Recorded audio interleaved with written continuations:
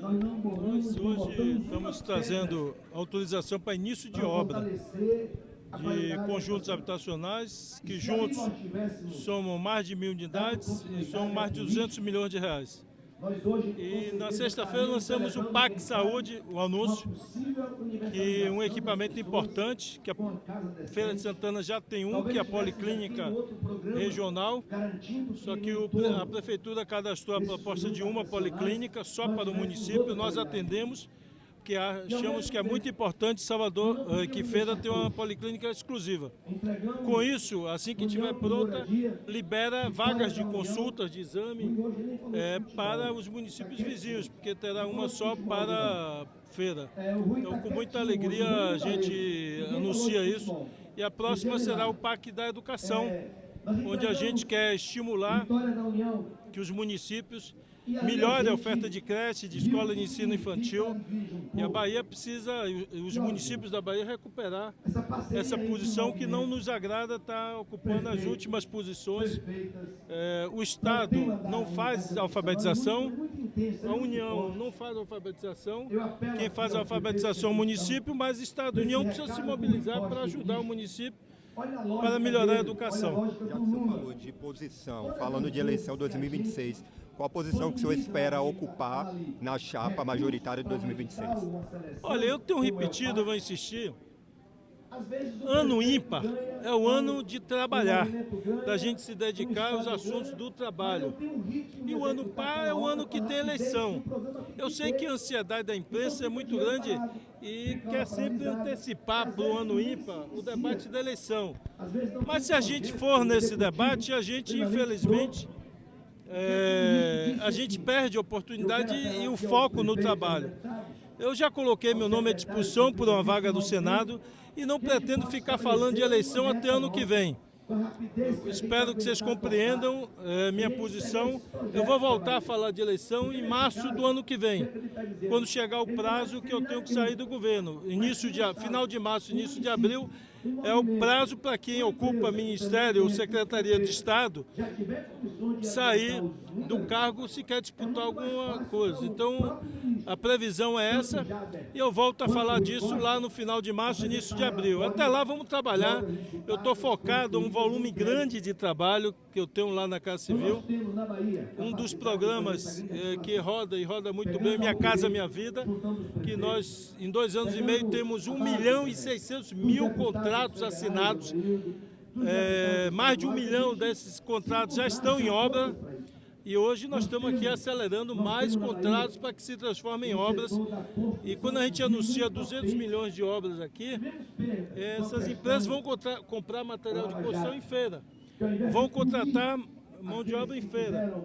E eu hoje confesso que me senti feliz e recordando em que momento nós passávamos pela rua e vimos placa ou faixa, temos emprego, recebemos currículo, né? Então hoje é com orgulho que a gente comemora o menor índice de desemprego da história do Brasil e passa pelas ruas já das cidades do Brasil e já vê faixas. Aqui precisa-se de mão de obra, temos emprego, aceitamos currículo. Isso é sinal de aquecimento da economia e é sinal também de melhoria dos salários das pessoas. Ministro, com relação à Minha Casa Minha Vida para cidades de população menor, existe alguma programação futura para que isso aconteça ou não?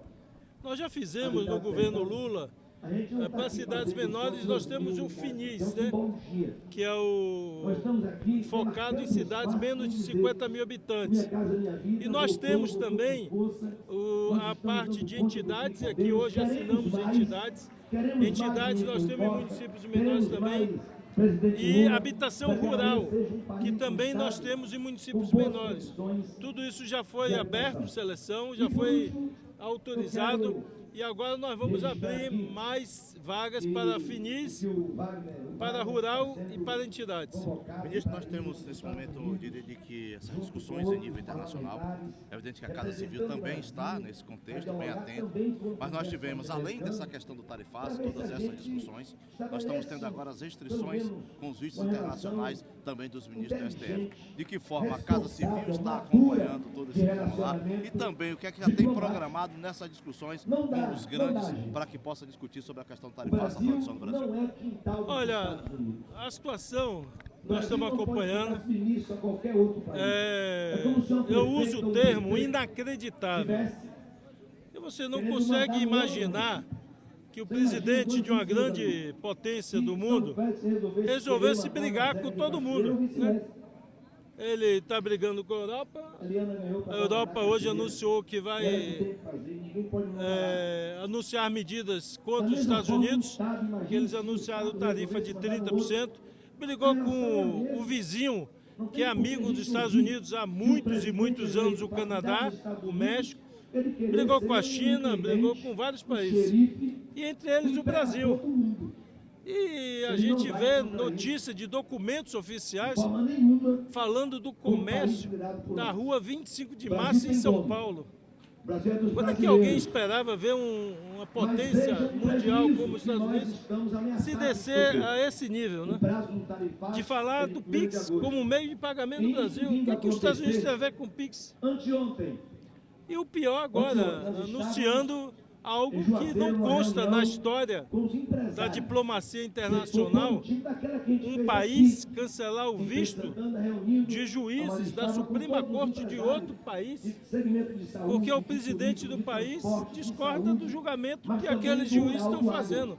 Você imagine se fosse o contrário, o presidente Lula estivesse anunciando visto, suspensão de visto, de um ministro da Suprema Corte americana, que discorda de um julgamento dele. Se o presidente da França, da Inglaterra, estivesse suspendendo o visto de ministros da Suprema Corte dos Estados Unidos, porque discorda do julgamento deles, é algo realmente inusitado na história da humanidade e algo surpreendente. Mas nós não temos que responder isso com emoção, com coração. Nós temos que responder com serenidade, com firmeza e com altivez. Se dia 1º chegar e as medidas forem implementadas, o Brasil anunciará um conjunto de medidas garantindo a reciprocidade. Não necessariamente em tarifas, mas em outras medidas para garantir a reciprocidade de tratamento. Em relação ao Brasil, o entendimento que o presidente americano está sendo influenciado, a influência. Olha, não é nem avaliação, né? Isso está explícito. Ele mandou uma carta escrevendo isso. O filho do ex-presidente grava vídeo todo dia ameaçando o juiz, ameaçando a Polícia Federal. Mas é um negócio inacreditável. Então, é algo que o povo brasileiro não aceita. Em 1822, quando nós conquistamos a independência, e o Brasil lutou, e a Bahia lutou em 1823, no 2 de julho, para garantir a independência, não é para o país ficar submisso a isso. Então, nós vamos nos manter firmes e serão adotadas medidas se a partir do dia 1º essas medidas forem confirmadas. A Ponte Salvador Itaparica, qual o prazo agora? Está garantido, o contrato aditivo foi assinado e nós vamos, o prazo, a empresa tem que começar a obra no ano que vem, após concluir o projeto executivo. Então, está tudo assinado, ela está fazendo o projeto executivo e ano que vem começa a obra. Ministro, o senhor falou da